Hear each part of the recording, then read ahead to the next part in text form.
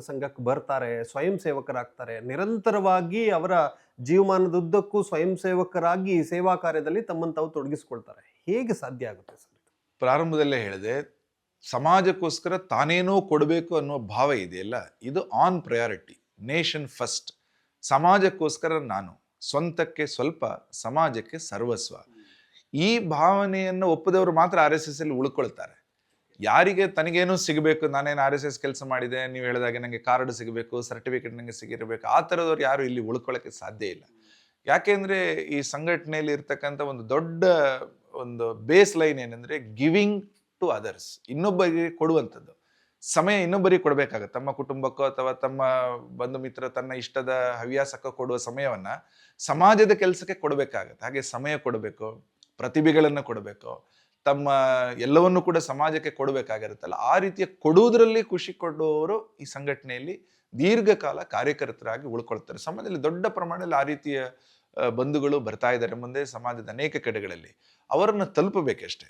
ಆ ವ್ಯಕ್ತಿಗಳ ಒಳಗಡೆನೆ 3 ಗುಣಗಳನ್ನ ನಾವು ಸಾಮಾನ್ಯವಾಗಿ ಗುರುತಿಸಿ ಅದನ್ನು ಬೆಳೆಸುವ ಕೆಲಸವನ್ನ ಶಾಖೆ ಮೂಲಕ ಮಾಡ್ತೀವಿ. ಅವರ ಒಳಗಡೆ ಒಂದು ನೇತೃತ್ವ ಇರುತ್ತೆ, ಅವರ ಒಳಗಡೆ ಒಂದು ಕರ್ತೃತ್ವ ಇರುತ್ತೆ, ಅವರ ಒಳಗಡೆ ಒಂದು ವ್ಯಕ್ತಿತ್ವ ಇರುತ್ತೆ.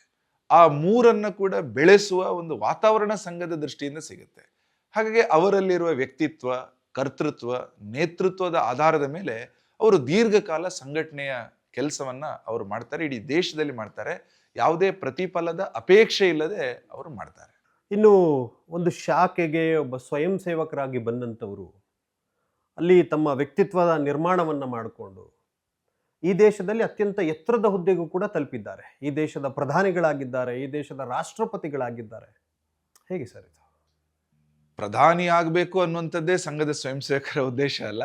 ಒಂದಿಬ್ಬರು ಆಗಿದ್ದಾರೆ ಅನ್ನುವಂಥದ್ದು ಸ್ವಯಂ ಸೇವಕರಿಗೆಲ್ಲರಿಗೂ ಕೂಡ ಖುಷಿಯ ಸಂಗತಿನೇ. ಸಮಾಜದ ಎಲ್ಲ ವರ್ಗಗಳಲ್ಲೂ ಕೂಡ ಒಂದು ಪ್ರಾಮಾಣಿಕವಾಗಿರುವ ಪ್ರಯತ್ನಗಳಾಗಬೇಕು. ಆ ಕ್ಷೇತ್ರದಲ್ಲಿ ಒಂದು ಪರಿವರ್ತನೆ ಆಗಬೇಕು. ಆ ದೃಷ್ಟಿಯಲ್ಲಿ ಒಂದು ಕ್ಷೇತ್ರನೂ ಕೂಡ ಆಡಳಿತದ ಗವರ್ನೆನ್ಸಿನ ಕ್ಷೇತ್ರ. ಅದಕ್ಕೂ ಕೂಡ ಸಂಘದ ಸ್ವಯಂ ಸೇವಕರು ಒಂದು ನಿಶ್ಚಿತ ಕಾಲದ ನಂತರ ಅವರು ಹೋದರು. ಆ ರೀತಿಯಲ್ಲಿ ಹೋಗಿ ಅಲ್ಲಿ ಸಮಾಜದ ನೇತೃತ್ವವನ್ನು ಅಲ್ಲಿ ಒಬ್ಬ ಸ್ವಯಂ ಸೇವಕ ಹೇಗೆ ನಡ್ಕೊಳ್ಬೇಕು ಅನ್ನೋ ರೀತಿಯಲ್ಲಿ ಅವರು ಬಹಳ ಆದರ್ಶದಿಂದ ಅವರು ಮಾಡಿಕೊಟ್ಟಿದ್ದಾರೆ. ಹಾಗೆ ಇಡೀ ದೇಶಕ್ಕೆ ಸಂಘದ ಸ್ವಯಂ ಸೇವಕರಿಗೆ ಒಂದು ಹೆಮ್ಮೆಯ ದೃಷ್ಟಿಯಲ್ಲೇ ಇಬ್ಬರು ಪೂರ್ವ ಪ್ರಧಾನಿಗಳು ಕೂಡ ತಮ್ಮ ವರ್ಚಸ್ಸಿನ ಮೂಲಕ, ತಮ್ಮ ಕಾರ್ಯದ ಮೂಲಕ ಜನರ ಮನಸ್ಸನ್ನ ಅವರು ವಿಶೇಷವಾಗಿ ಗೆದ್ದಿದ್ದಾರೆ. ಆ ರೀತಿಯ ಒಂದು ಸಮಾಜ ಮುಖಿಯಾಗಿರುವಂತಹ, ಸಮಾಜಕ್ಕೋಸ್ಕರನೇ ಬದುಕುವ ಒಂದು ತತ್ಪರತೆ ಅಂತ ಕರಿತೀವಿ, ಒಳಗಡೆಯ ಒಂದು ಭಾವ, ಅದು ಅವರು ವ್ಯಕ್ತಪಡಿಸಿದ್ದಾರೆ. ಸಂಘದ ಶಾಖೆಯಲ್ಲಿ ಸಿಕ್ಕಿರತಕ್ಕಂತಹ ತಳಮಟ್ಟದ ದೇಶಭಕ್ತಿಯ ಸಂಸ್ಕಾರ ಅದು ಅಲ್ಲಿ ಅಭಿವ್ಯಕ್ತಗೊಂಡಿದೆ ಅಂತ ನಾವು ಹೇಳಬಹುದಷ್ಟೇ. ಇನ್ನು ಸರ್, ರಾಷ್ಟ್ರೀಯ ಸ್ವಯಂ ಸೇವಕ ಸಂಘದ ಶಾಖೆಗಳಲ್ಲಿ ಬಂದು ಇಲ್ಲಿ ಸ್ವಯಂ ಸೇವಕರಾಗಿ ಬೇರೆ ಬೇರೆ ಸೇವಾ ಚಟುವಟಿಕೆಗಳಲ್ಲಿ ತಮ್ಮನ್ನು ತಾವು ತೊಡಗಿಸಿಕೊಳ್ಳುವಂಥದ್ದು ಒಂದು ಭಾಗ.